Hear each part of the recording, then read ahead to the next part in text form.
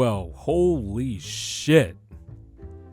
It's about 52 seconds left in the game, and the Timberwolves are up 106-80, so I figured I'd start recording early, but this was by far the best defensive performance I've seen in all the games I've watched this year, and I don't even think it's particularly close. The Timberwolves were fantastic. What a win by this team. Without Rudy Gobert, without the presumptive Defensive Player of the Year, the Timberwolves put on a defensive masterclass against the defending champs in their building. Anthony Edwards getting MVP chance in Ball Arena, shutting off the water on Jamal Murray. And we'll talk about Jamal Murray in a second because I also think he's injured and compromised. And if Murray is going to play like this and Jokic is just going to be loaded up on by the Minnesota defense, oh man, it's getting scary out there for the champs. I thought the Nuggets were going to win the series. I was convinced the Nuggets were going to come out the West, but they have made the Nuggets look mortal. Let's start with the first quarter because just from the jump, the Timberwolves defense was great. Karl Anthony Towns wasn't, in early foul trouble, but Jaden McDaniels was guarding Jamal Murray well. The Timberwolves had a few defensive rotations off of a trap or a double team, and then they would just rotate behind. It was some of the most crisp execution I have seen from a defensive team. After there was one play where the T-Wolves trapped Murray, and then they rotated behind, and Nickeil Alexander-Walker gets this crazy-ass steal, and Nickeil Alexander-Walker had a few insane defensive plays in this series. Then there was one where they rotated really well off of a post-up on Jokic, and they went to double, and they forced another miss. They were forcing turnovers. They were just getting hands on balls. They were keeping their hands high. Yeah, there was some physicality, obviously. The refs really did let them play for a bit, but the Wolves were keeping their hands high. They were staying in position, and the Nuggets were just getting frustrated by the length. Like, the Nuggets players were complaining. They were frustrated with the refs. Jamal Murray threw a heat pad in the second quarter at one point on the court, which was wild. But they were forcing Jokic into turnovers, missed shots at the rim usually. Cat, I thought, was doing a good job guarding Jokic. Even Kyle Anderson had a few nice plays, even though that's usually food for Jokic down there. But the Timberwolves were just suffocating. There was that one defensive possession in the second quarter where Nickeil Alexander-Walker was just hounding Jamal Murray, and then they tried to get Nickeil Alexander-Walker's screen, but Jaden McDaniels switched, and then they ended up trapping Murray, and they were not fouling. They were just staying high, keeping their hands up, and using their length to affect Murray, and Murray was just pivoting and trying to find a pass, and eventually he got a pass off, but the Nuggets just could not get a shot up, and it was a shot clock violation. Naz Reid has been fantastic all playoffs. He held his ground on Jamal Murray's switches. He had one great defensive play on Jokic where Jokic was posting up Naz Reid on the block, and Naz Reid immediately blocked the ball on Jokic. It looked like a foul, but Naz Reid got the ball first, and then Jokic got the ball back, and then I think it was Mike Conley who got in there and poked the ball. Jaden McDaniels poked at the ball. The Wolves were just everywhere. It's literally like watching a pack of wolves. I compared the Timberwolves. I've talked about it a few times now, but they are seriously the Seattle Seahawks Legion of Boom era, just in terms of how ferocious they are defensively. Then you got Anthony Edwards, full court pressure, Nickeil Alexander-Walker, full court pressure, and he was the best defensive player in this game, in a game that had a lot of good defensive performances. I know Jaden McDaniels got in foul trouble, but the physicality and the length was just bothering the Nuggets.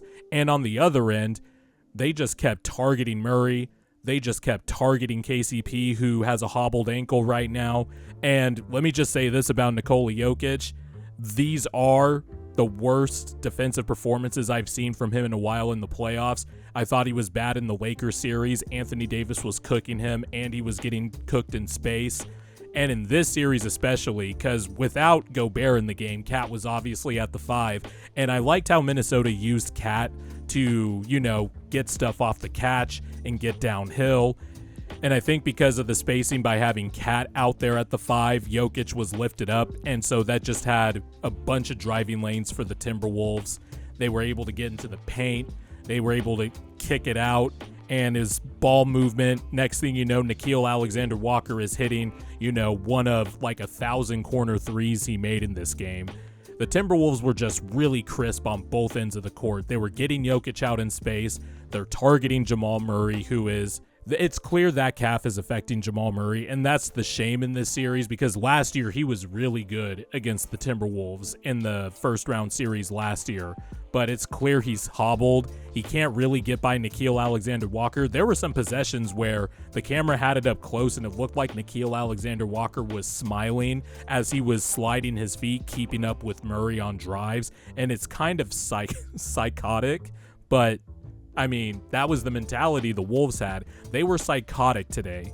Ferocious, rotating, converging to the ball like it's a football team. You know how, you hear that coach speak in football, especially among NFL coaches, where they say rally to the ball. And the Wolves do that, and then they flank out and recover. They know how to communicate too, and they just move their feet well. That lineup of Anthony Edwards, Jaden McDaniels, and Nickeil Alexander-Walker, that 3-man group, that's just so disgusting. And then you have Naz Reid, who has just been killing it on switches and in drop coverage, and he's giving you pop offensively with the threes, with the driving. He did have some weird passes where he lost the ball and had a few turnovers, but that's going to happen. But this Wolves team is connected. I didn't feel like this 20-point lead was in jeopardy. I mean, how many times over the last few years have you realized that the 20-point lead just isn't what it used to be in the NBA? But this was the first time in a while where I was like, with the way the Wolves are playing defense and they're keeping the intensity up even when they're up 25, I don't see how the Nuggets come back. And it never got below 19 in the second half. And then they pulled away in the fourth quarter with, some big Anthony Edwards buckets. That's the thing, too. Anthony Edwards didn't have, I think, compared to his playoff run already, which is really fucking elite, he had a measly game of 27 points and 7 assists on 11 of 17 shooting. And I felt like, he let the game come to him in the first half. This is just I think we are watching a special team because that is a special performance that only happens from a team that's well connected, knows its identity, and knows exactly what they want. That's the thing. This Timberwolves team is hungry. That's the other thing I was texting my friend. It was like, the Timberwolves, they are one of the more hungry teams I have seen in a while.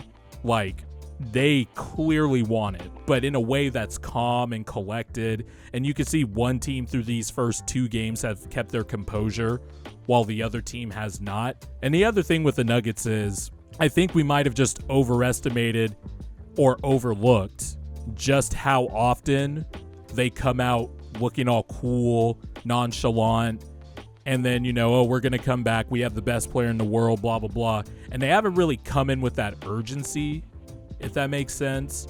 We're the defending champs. We could flip the switch on. But the Wolves, they don't give a fuck about flipping switches. They want to kill you now. Anthony Edwards said on national television in Kevin Durant's building that he is out to kill these playoffs. And the Wolves have absolutely showed it.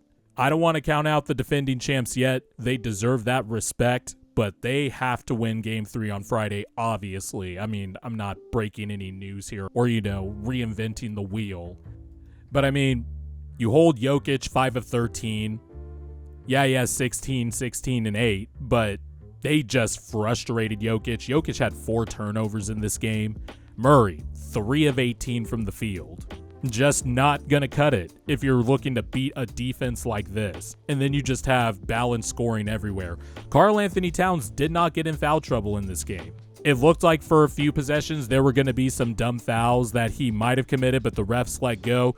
There was that offensive foul he had on Jamal Murray that went uncalled. I can't believe Michael Malone, by the way, didn't get tossed out of the game. But I think Mark Davis realized he fucked up because he missed the Karl Anthony Towns offensive foul. Then on the very next possession off a Nuggets turnover, Anthony Edwards kneed Kentavious Caldwell-Pope on a fast break bucket, and nothing was called. and then Denver calls a timeout, and Mike Malone and Mark Davis go head up face to face, and Mark Davis like kind of jolts his head forward a little bit, looking like he's gonna square up against Mike Malone. It was actually kind of wild, but nothing happened. No tee was given. I was surprised he wasn't tossed, but I guess Mark Davis knew he fucked up himself and, let Mike Malone's little episode slide a little bit. But yeah, the Timberwolves just disintegrated this Nuggets team into dust. I don't know what they're going to do.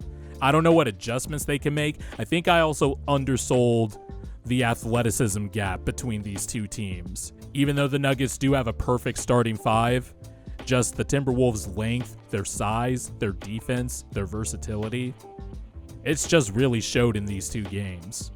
Special team, man. This is a special team.